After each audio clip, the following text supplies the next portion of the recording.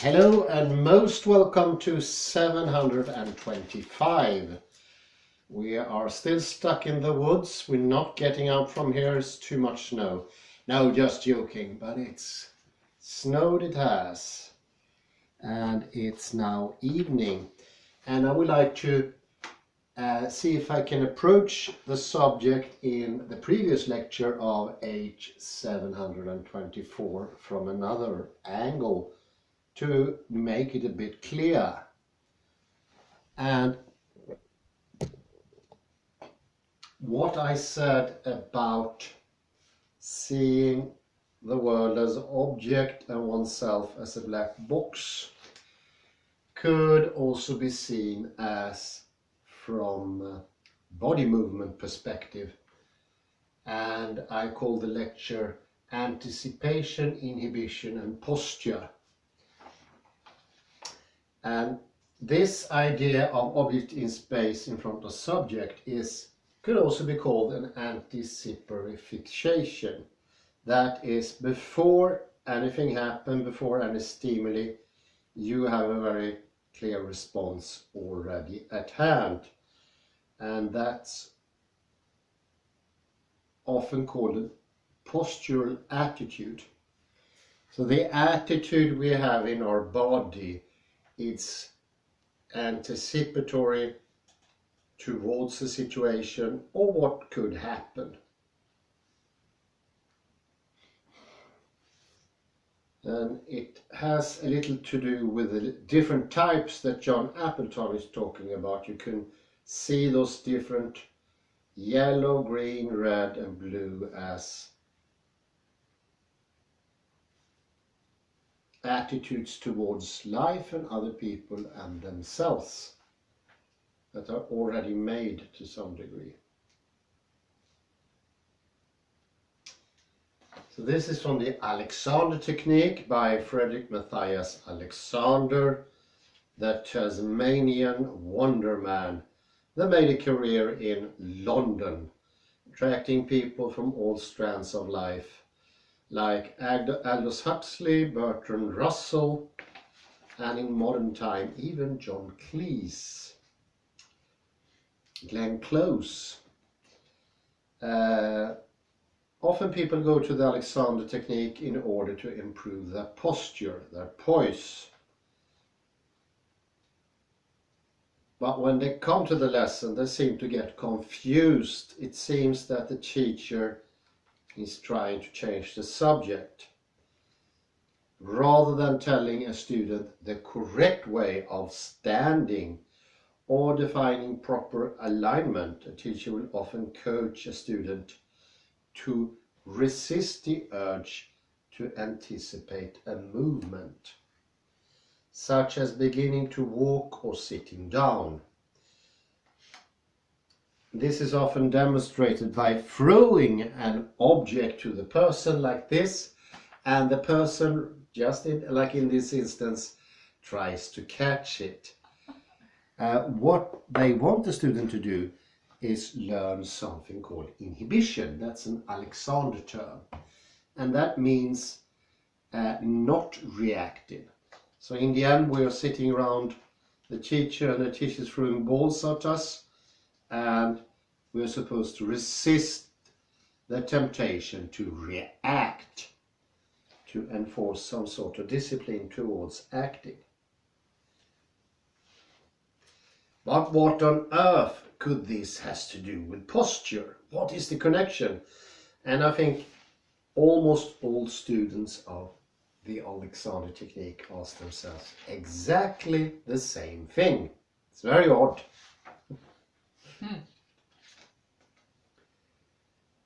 And to make the subject even broader, we know today that inhibition or inhibitory control is coming to become common in cognitive psychology and neuroscience, where we find a growing body of research showing how cognition, how we think, links up with posture and movement.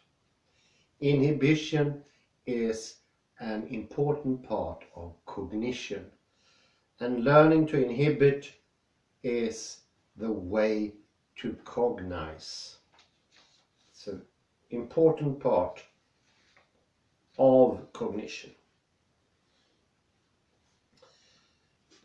So one has done different experiment in something called Mind in Movement Lab at the University in Idaho.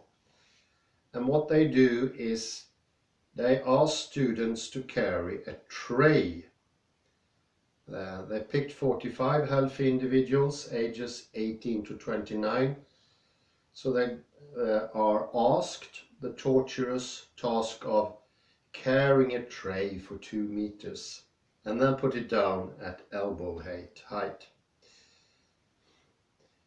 Then they made the task harder by having them walk 2 meters carrying a tray and put it on a small box low to the ground.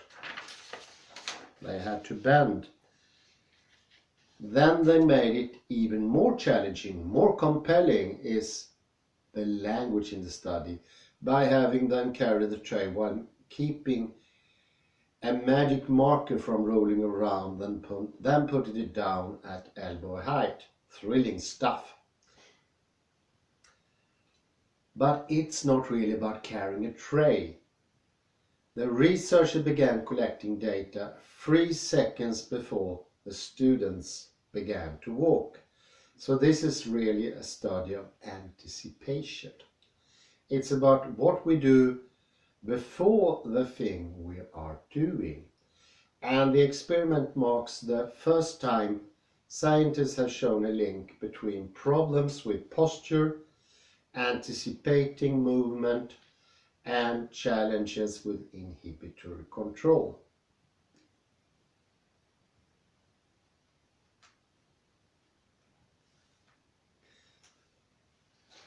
And this is one thing we call forward head posture. I'll show this to the camera. The second photo here is forward head posture. To the left we have a more poised head posture. To the left, the more normal. To the right, it's a forward thing. And the one to the right is actually anticipatory.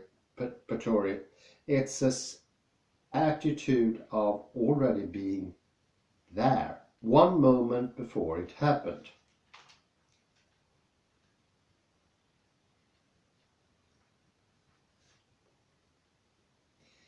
And we know that forward head posture is linked with increased chronic pain, reduced range of motion in jaw, neck and shoulders, muscle strain in the upper back and shoulders, increased headaches, reduced respiration, increased instability, and fall risk in older adults. It's also connected to general health deterioration, and so weird things as headaches, problems with feet and eyesight, and also thinking procedures.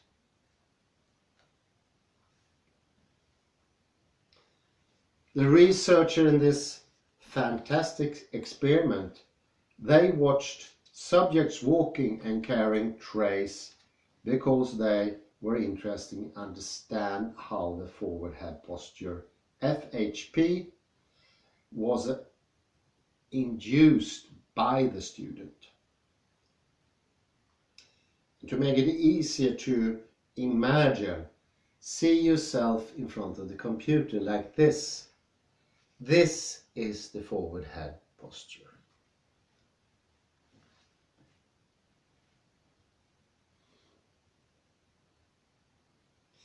Often FHP is defined as a problem with posture alignment. FHP.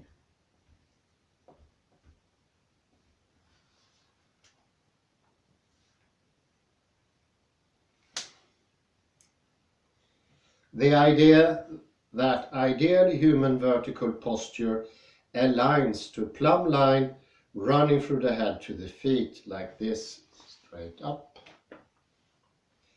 It's easy to assume that posture problems are static. People hold their heads forward.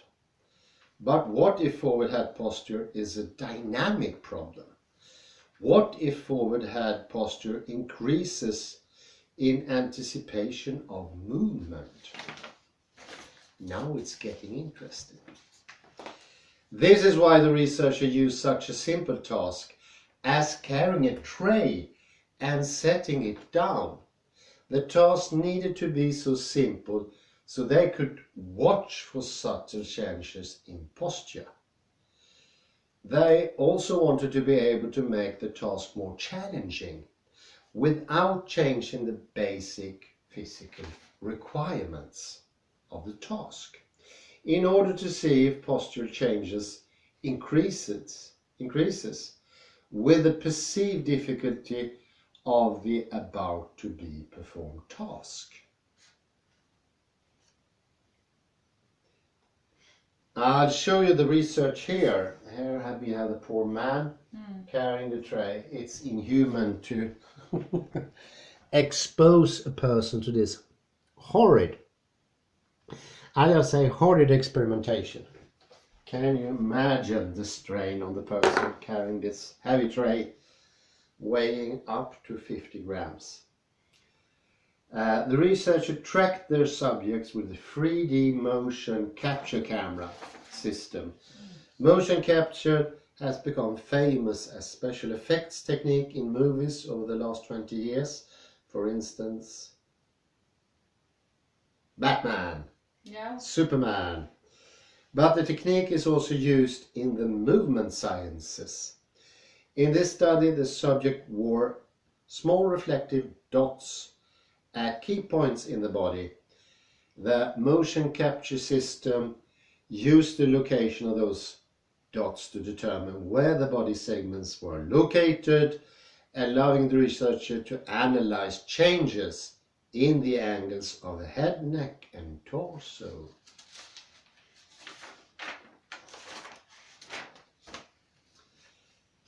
The subject stood quietly for 10 seconds to form a baseline comparison, and then the researcher gave them a 3-second countdown.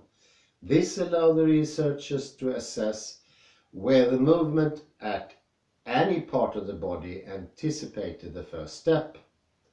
And what did they find?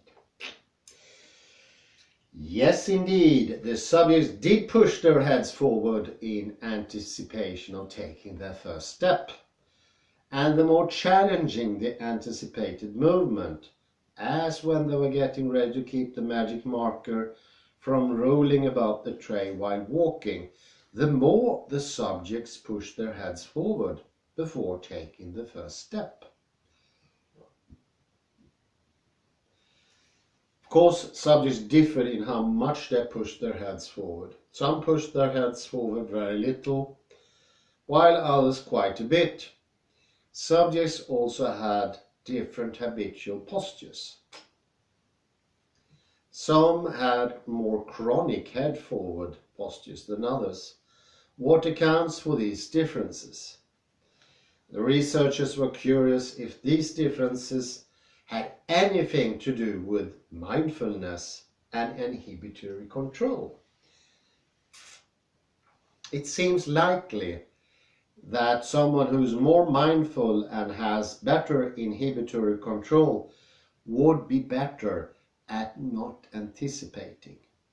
Would they also have less forward head posture? That's the question. To measure mindfulness, the researcher had the subject fill out the Mindful Attention Awareness Scale, MAS. This is a 15-item questionnaire that assesses subjects' impressions about their own level of self-awareness. It includes such relevant questions: I get so focused on the goal I want to achieve that I lose touch with what I'm doing right now to get there.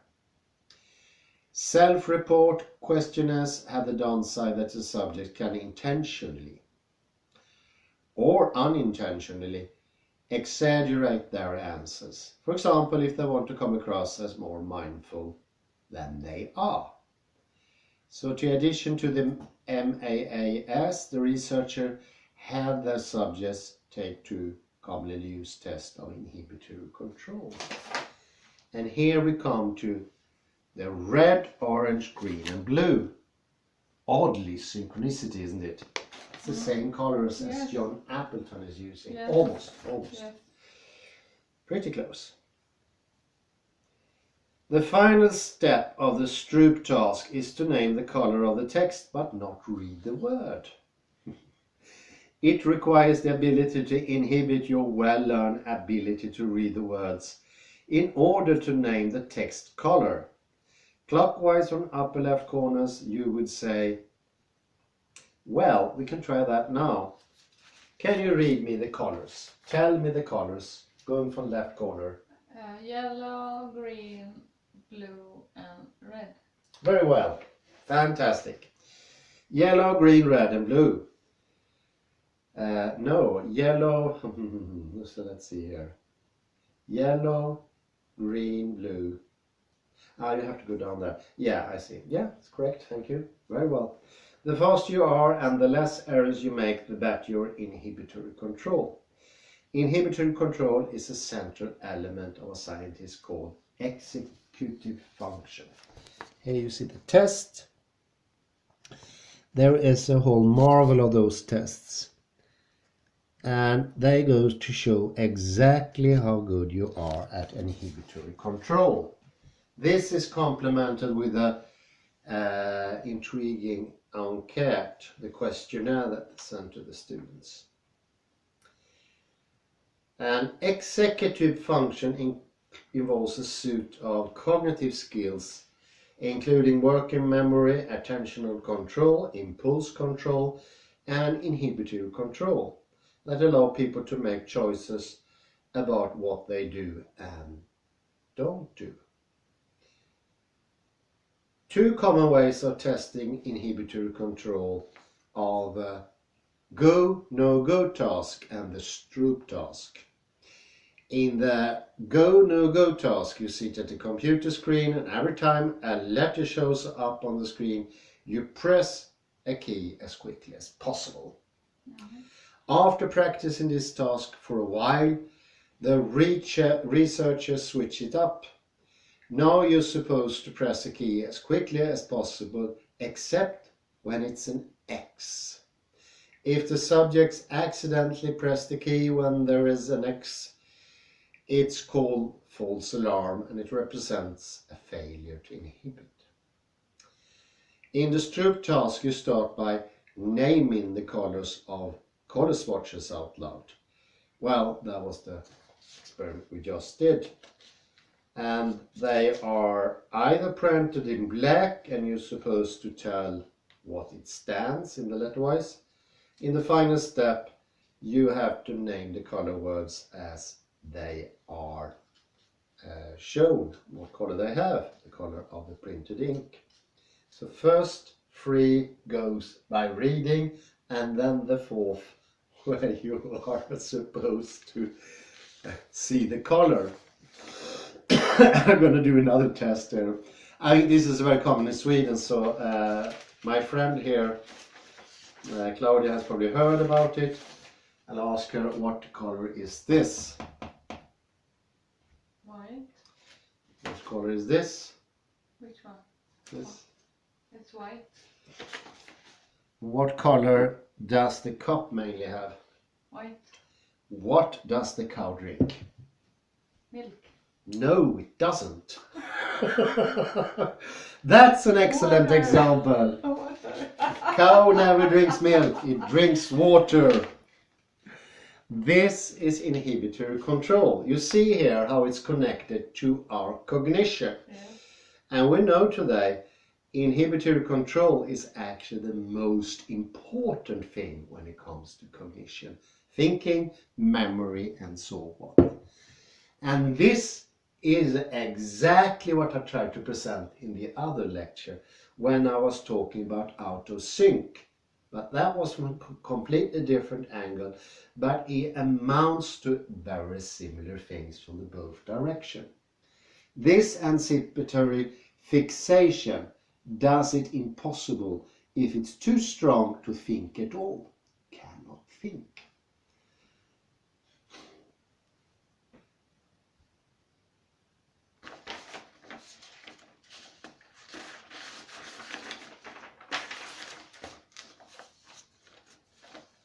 I'm going to end with a third one here I remember from schooling days here.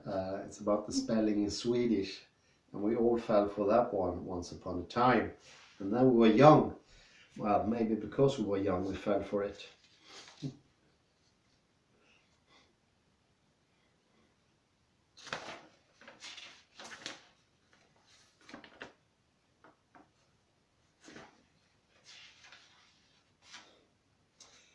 So the go-no-go is considered a measure of reactive inhibition. The kind of inhibition you use when you need to suddenly change course in the middle of an activity. Stroop is more of a test of proactive inhibition, the decision to not react before taking part in an action. One possibility is that reactive and proactive inhibition could manifest differently in posture and movement. Well, this study is a great example how much we can learn about the mind and body from even the most mundane activity.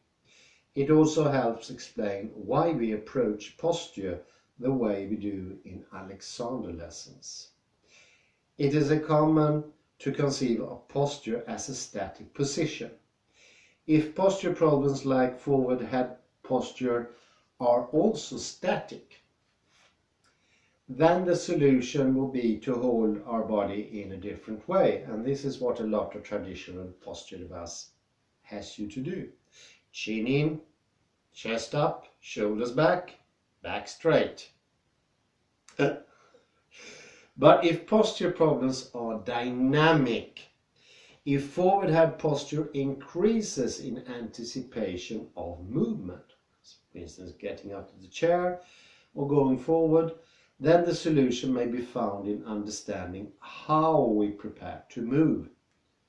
And if problem with posture correlates with difficulties with inhibitory control, then mindfulness practices may be as crucial in improving posture as any kind of posture exercise.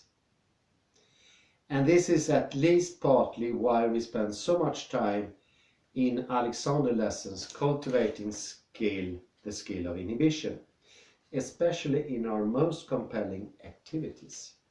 What this study shows us is that when students come for lessons in posture and their Alexander teachers talk about inhibition, the teachers aren't changing the subject at all. They are staying within the subject.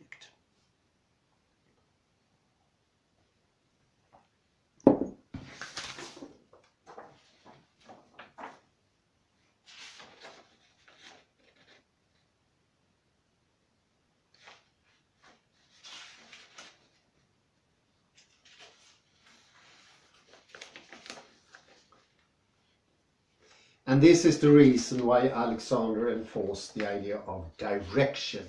This is a particular Alexander technique, word direction. And one could say it's a mixture of the intention and the lengthening of the back.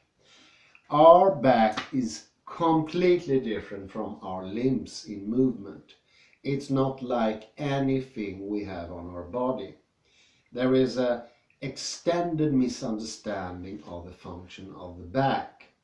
It's not like an arm, not like a hand, fingers, kneecap, anything like that. It can only extend. It has no other movement. But the extension is primary to all other movements. And the problem, so to speak, is that you want to perform something, you want to do something, and we could call that the intended movement. The desired result is connected to the intended movement.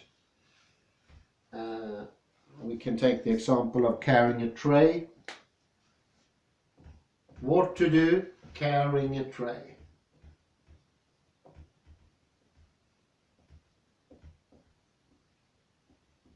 That's the goal.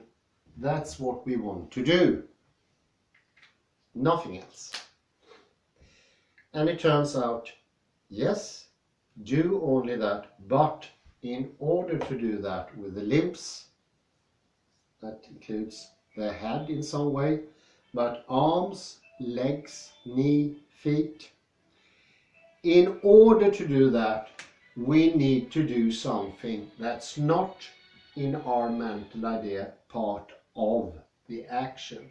We can call that zero. And that is lengthening the back.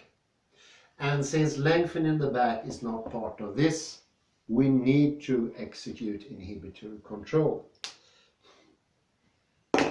And I have an idea that's the reason why in some cultures it's not very common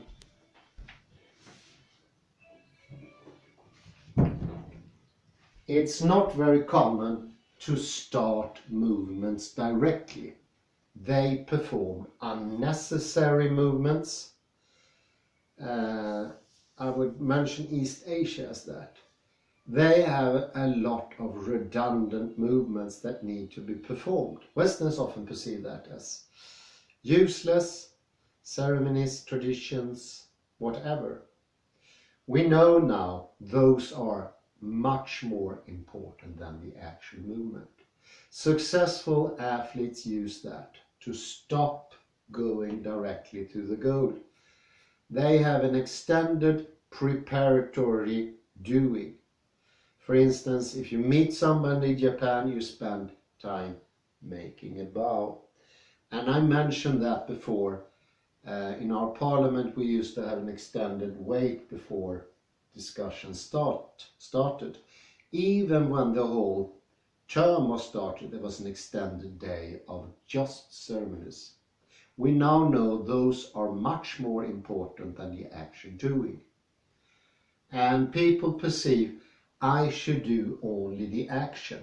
Well, that will get you back problems, headache problems, kneecap problems, allergy, rheumatism, poor eyesight and all that. The lengthening of back is crucial for every movement, and that means you have to do useless preparatory things. They're not part of carrying out the actual action. And you see here is where we need inhibition, to stop us going directly to do what we do. For every time we go to our goal, for instance, opening the door, when we go directly to do that, we cause ourselves harm in two ways. Both actually hurting the system, and the second, enforcing a habit of going directly to what we want to do, the important stuff. Important stuff should be done anyway, but a smart person and athlete always have something useless to help him stop doing it directly. Go to it directly and you will get lack of coordination, lack of balance. You will distract yourself because the back needs to be extended, even if in our heads that is not part of the movement. Indeed, they found out it's so ingrained in our system, people don't even know how to extend their backs, because the habitual reaction to a movement is compressing the back. That is not extending it. That is actually part of this movement. You can say this is included in here. I put that in parentheses. Not extending back.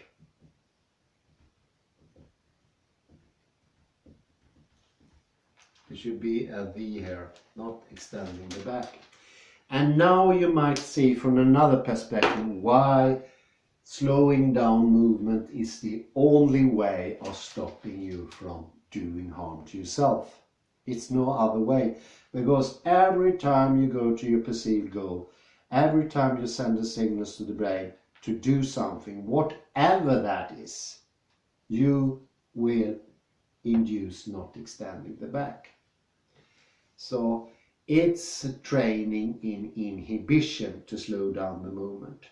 So not only, as I said before, those details with getting feedback to the nervous system, making a growth of the T1 muscles, making N1, like the neurons that can do thinking, grow extensively. This makes extensive growth passing after 5 months. It's also this. We learn to use our back, and I already started to feel that my back is getting a little of its movability back again. I sometimes feel much longer, taller, and that tallness can never ever be willfully made. You train your slow movement and it gets longer, but you can never willfully. So that's why posture control never ever can work, because every command you send to yourself will have this included. Not extending the back. That's included in whatever movement you do, even when you are sleeping. Doesn't matter if you do it in your sleep, you will extend the process of shortening. And I will introduce later here how we could actually go about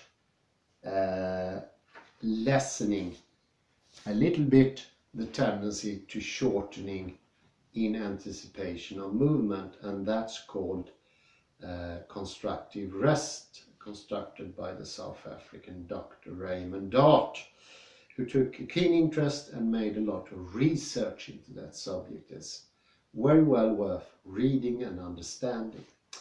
Constructive rest, I think, should be practiced in short intervals and for short periods throughout the day, if possible, that is. It's not always possible because it's demanding a free space to lying down. It's also demanding a couple of books and some free time, not to be mentioned. And I hope this served to show that this attitude, the postural attitude, is actually a movement. It's not something static, it's in the movement. And you see here now how this is connected to what I said earlier about being out of sync, and even earlier before when we talked about timing. Timing is very important, and when we are in this stuckness, the perceptual stuckness of object in space in front of subject, we have a timing problem, and it needs to be remedied, and that it will be without any loss. It has nothing to do with changing one's ego or anything complicated like that. It has to do with anticipatory preparations that are completely unnecessary. And once they're gone, all movement will be smoother, thinking will be clearer, and as I showed, the timeline will once again be wholer, because the whole timeline, I showed you a line instead of these disjuncted movements, that should be a whole one. And this is actually completely parallel to having a lengthening back. Can you see the line here? Without lengthening in the back with a slump posture, you are not a continuous self. You are a disjunct. Every each second you are, like Hume said, a new self. And we know that because the brain actually have a blinking, and in the blinking, the longer it is, the more continuous you are as a person. But most people today have a blinking phase about 10 to 20 seconds. Then they are actually a new person. So they don't have continuous self. That is the biggest problem today, I'd say. And if you don't have continuous self, you won't even have the intention to change yourself. because there's nothing there to want to have a change. And the second thing, you don't feel how bad off you are. You can put yourself in this tortured position, which actually is somewhere in between 3 more times more painful than actually having a 0.5 millimeter needle put into your leg. The comparison is gruesome. Yeah, the pain reaction is quite, we get used to this and we live in torture and pain. But thanks to the diminishing thinking capacity, you can't feel what you have. And this is what McGilchrist so aptly called the zombie person. The zombie person is a new type of person with a slumped chest, in pain, not being able to think. And you see here how it fits together. Not being able to think makes you not caring or perceiving in what situation you are. And I think John Cleese mentioned this earlier in one of the episodes. It's a little bit like when people give up when they've been to war too long. In the end, they don't care if they get killed or not. We have gotten to that situation. We don't care anymore. And that can actually be put to test. They've done it. We don't care anymore. We slump like this because our life is already past. Let me once more quote one of the students of Aiskin's technique, Astrid. She said to me, I was destined to work until I died. When I died, I could have a rest. I think that's very well expressed, and I think that goes for probably the majority of people today. You can take a rest, you can feel when you're dead. And they have this not feeling, the body having very, very few emotions and very shallow emotions, very little joy. That goes hand in hand, because if you were to feel your body, you couldn't put up with this. So it's connected. Let me try one last inhibition test. We have a very difficult spelling of some sounds in Swedish. We have the J sound, it's very difficult, and we also have the two different sh sounds, whatever you call that. And one is the French spelling of the sh sound. And I don't know if you can see the screen. Yeah, I can see it. Yeah. And this is a different spelling of the... I don't know how many spellings we have of that. I think we have like 15. I'm not sure. It's a lot of them. And we have different Swedish spelling. We have also different foreign spelling to make the situation worse. And it is very surprising, and it takes that you actually execute some inhibitory control to have the ability to pronounce this. Okay, could you help me here maybe? Garage, fromage, komage. Ja, just. When we heard this, we were all saying in the class comage, but it's actually komage, which is cow stomach. So that's a bit of trickery, and Claudia here, she used inhibition to stop her from pronouncing komage as comage. I have never used the word before, so Well, neither did we. I was cautious. Yes. I was actually thinking of putting another phrase down here, but I couldn't come up with any more ending with AGE. AGE. What could it be? Oh, do you have any more? Courtage kanske? Ja, courtage. Just det. Med C och U, courtage. Aha.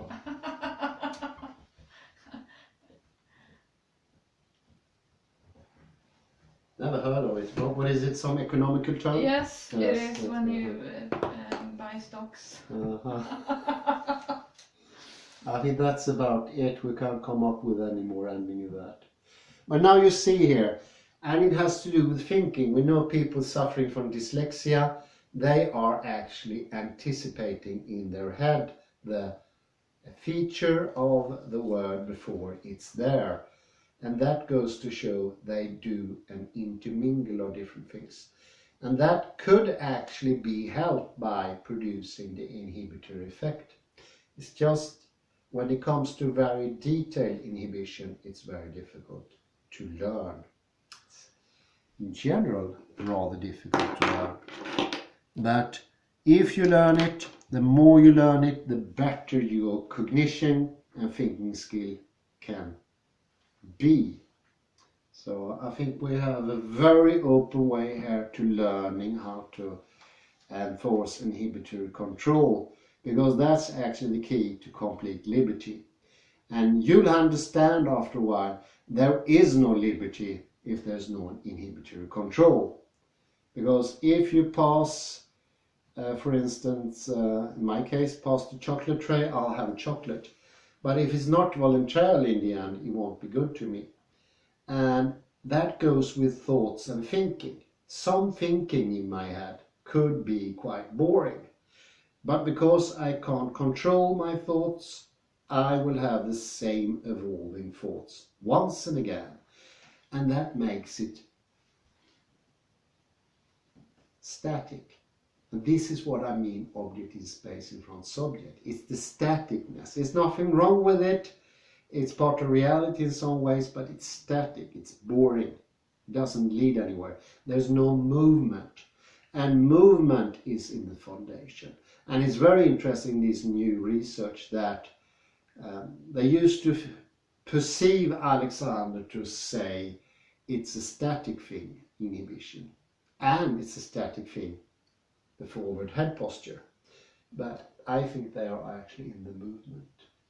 And mostly people lying in the semi-supine position or the constructive rest, they are much better until the movement begin to move. And that's why we should train it, because you get better for every time.